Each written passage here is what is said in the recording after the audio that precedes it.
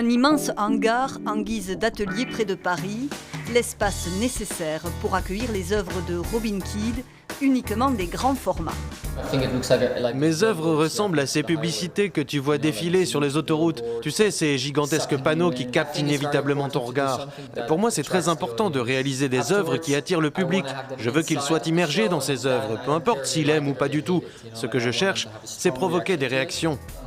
Difficile en effet de rester de marbre face à ces peintures hyper réalistes et colorées, d'où jaillit un bien sombre univers. Une nouvelle série que Robin Kidd a entamée au premier jour du confinement l'an passé. Cette série-là reflète notre société, désorganisée, éparpillée.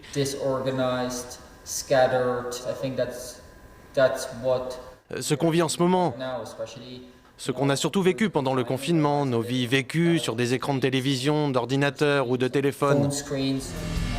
Émeutes, violences, consommation à outrance. L'actualité défile à travers une vingtaine de toiles.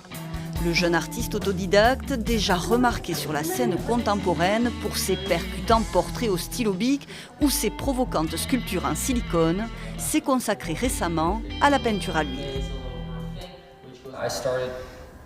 J'ai commencé il y a 4 ou 5 ans. J'avais jamais vraiment fait de la peinture à l'huile avant, mais je sais ce que j'aime. J'admire la technique du Caravage et aussi celle de l'illustrateur américain Norman Rockwell.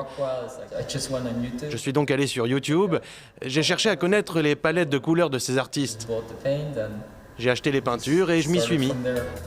Des grands maîtres italiens au pop art mélangés à de multiples références à son enfance. Plus jeune, je regardais énormément la télévision, beaucoup de dessins animés de Disney notamment. Et par conséquent, j'étais confronté en permanence avec ce cliché parfait du rêve américain. C'est drôle parce que je n'ai jamais réellement voulu faire un travail qui parle de moi. Mon intention a toujours été de parler de politique, de sujets de société. Mais je réalise en fait que je ne peux pas y échapper. Toutes ces œuvres, c'est moi. Portrait d'une jeune génération désabusée à découvrir début septembre à la Galerie Templon à Paris.